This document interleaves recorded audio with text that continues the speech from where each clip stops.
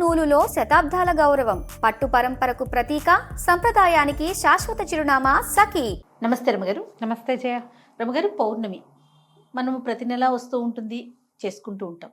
కానీ పర్వదినాల్లో వచ్చినప్పుడు దీనికి సంబంధించి ప్రత్యేకమైన విధానాలు ఏమన్నా పాటించాలా జనసామాన్యంగా అందరం కూడా? హోలీ పండగ, ఈ హోలీ పర్వదినం, హోళికా పూర్ణిమ మనకి పుస్తకాల్లో క్యాలెండర్లో రాస్తారు, కానీ మనం చేసుకునే పండగ కాదు. అవును, ఇది ఎక్కువగా నార్త్ ఇండియాలో చేసుకుంటారు. మరి పూర్వపు సంస్కృత నాటకాల్లో కూడా ఈ తప్పనిసరిగా హోళికా పౌర్ణమికి రంగులు చల్లుకోవటాలు అలాంటి వ్యవహారాలు అవి కనపడేవి, నాటకాల్లో కూడా ఉండేవి.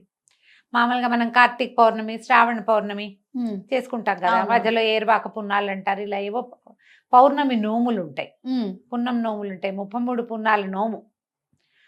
లెక్కల ప్రకారం రకరకాలు జరుపుకుంటాం. ఏ పౌర్ణమైనా విశేషమైన రోజే చేయాలి. అది పర్వదినంగా పండగగా చేసుకునేది హోలీయే పెద్ద పండగ. అవునవును, మనకు కాకపోయినా ఉంది. ఈ నార్త్ ఇండియన్స్ అంటే మనకి మార్వాడీసు, గుజరాతీసు వీళ్ళందరూ ఏంటంటే హోలీకి ఒక వారం ముందు నుంచే వాళ్ళ పూజలు అవి ప్రారంభం అవుతాయి. మనకు అట్లా ఏం లేదు.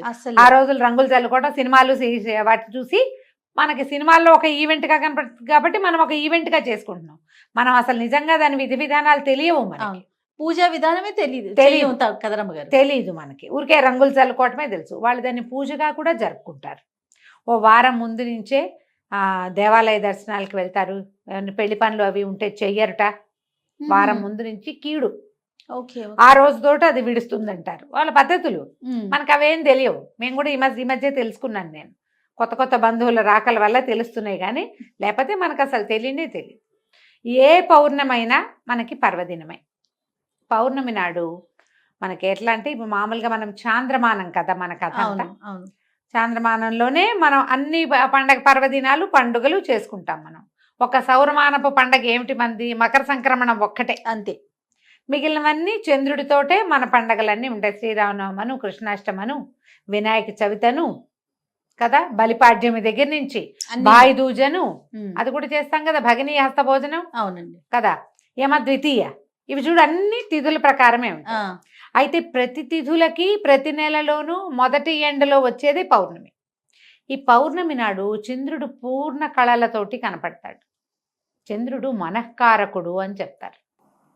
మానసికమైన సమస్యలకి సమాధానంగా ఉంటాడు. మనకి పౌర్ణమి నాడు ఈ మన సముద్రంలో అలలు పెరుగుతాయని చెప్తారు, ఆటుపోట్లు పెరుగుతారు. అమావాస్యకి పున్నానికి వీడికి తెక్కొస్తుందండి అంటారు ఎవరికైనా మనసు బాగుండని వాళ్ళకి. అలాంటి వాళ్ళకి కూడా ఈ పౌర్ణమి తిథి విశేషంగా పనిచేస్తుంది.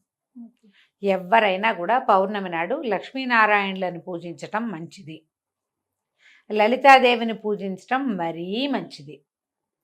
యుక్త వయసులో ఉన్న ఆడపిల్లలు, వివాహం కాని వాళ్ళు కానీ, సంతానం కలగని వాళ్ళు కానీ, ఏవైనా గ్రహదోషాలు లాంటి వాటితోటి బాధపడే వాళ్ళు కానీ, మానసికమైన అనారోగ్యంతో ఉన్నవాళ్ళు కానీ పౌర్ణమి నాడు పగలు ఉపవాసం ఉండి సాయంకాలం విష్ణు పూజ కానీ, లక్ష్మీ పూజ కానీ, లలితా పూజ కానీ ఏదైనా ఒకటి చేసుకుంటే ఈ సమస్యల్లోంచి బయటపడచ్చు. ఎవరైనా చేసుకోవచ్చు. దీనికి మడి అవి ఇవి ఏమిటేమిటో ఆలోచించద్దు. మీ ఇళ్లలో ఎలాంటి పూజా విధానాలు ఉంటాయి వాటిని అనుసరించండి. ఏదైనా పూజ చేసుకోవాలంటే మీరేం అనుసరిస్తారు, అదే అనుసరం. దీనికి మనం ప్రత్యేకంగా చేసేది ఏంటంటే, పూర్ణబింబం వచ్చేస్తుంది సాయంకాలం 6 అయ్యేసరికల్లా వచ్చేస్తాడు చంద్రుడు. ఆ బింబాన్ని చూసి నమస్కారం చేసుకోవాలి. మనం లలితా సహస్రనామాన్ని చదవాలంటే ఆ వెన్నెల పడే చోట కనుక కూర్చుని ఆ పూర్ణబింబంలో లక్ష్మీదేవినో, లక్ష్మీనారాయణులనో, లలితాదేవినో భావించి పూజించుకోవటం. మనకి ప్రతిమ కావాలి కాబట్టి ఇంట్లో ఏదో ప్రతిమ విశేషాలు ఉంటాయి కదా, అక్కడ పూజ చేసుకోవటం.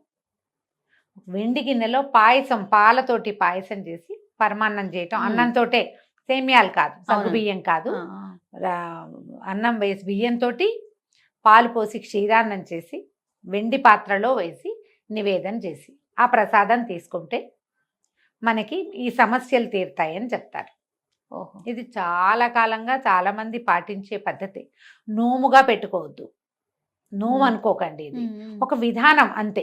కాదు రమ్మగారు, ఏరువాక పౌర్ణమికి కూడా ఇట్లా చేస్తారా? ఎరువకు ఏ పౌర్ణమికైనా చేసుకోవచ్చమ్మా. చంద్రుని యొక్క కిరణాలు పడి అవి తింటే కనుక సంతానం లేని వారికి సంతానం కలుగుతుంది. మీరు ఈ మొత్తం ఇన్ని నెలలు చేసుకోవచ్చు, ప్రతి నెల పౌర్ణమి వస్తుంది కదా.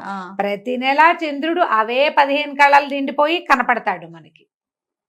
15వ రోజు పూర్ణచంద్రుడుగానే దర్శనమిస్తాడు. అవును, ఆ చంద్రకిరణాలు పడిన పాయసం మంచిది, ఈ సమస్యలన్నిటికీ సమాధానంగా ఉంటుంది. ఓకే.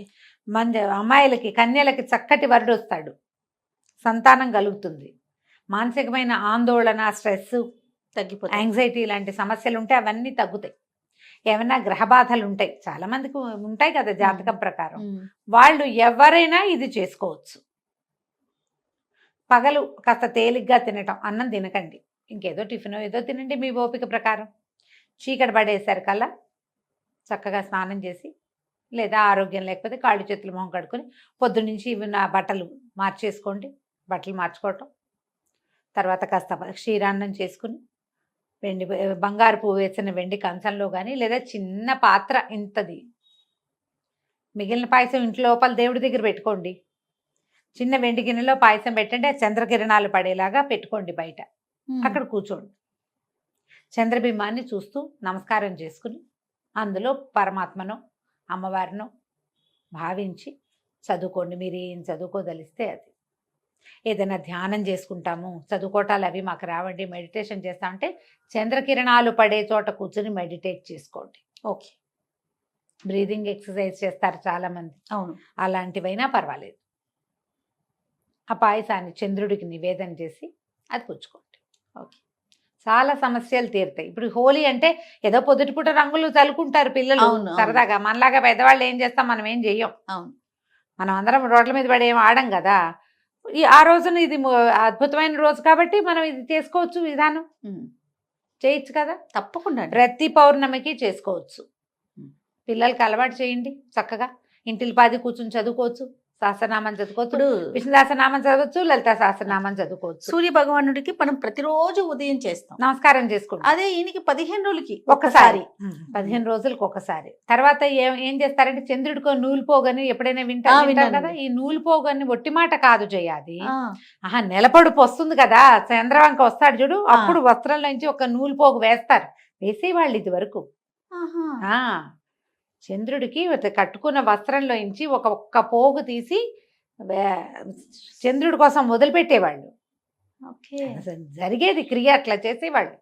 అంటే దీని వెనకాల ఏంటి రమ్మగారు, అట్లా చేయటం వల్ల సమస్యలు తీరుతాయి, గ్రహదోషాలు చేసేవాళ్ళు ఇది వరకు చాలా కాలం క్రితం. ఇటీవల మనం ఎవరి, ఎందుకంటే అసలు అంగవస్త్రం ధరించడం, పంచ ధరించడం పోయింది కదా జయ, అవునా కాదు? అవును కదా రమ్మగారు. మనకి ఉత్తరీయాలు పోయి టవల్స్ వచ్చినాయి, ఊళ్ళల్లో కూడా తువాలు భుజాన్ని వేసుకుని తిరుగుతారు, అందులో నుంచి దారం రాదు బయటికి. అసలు ఎక్కడొస్తున్నాయి ఇప్పుడు? నీకు ఉత్తరీయంలో నుంచి వస్తుంది.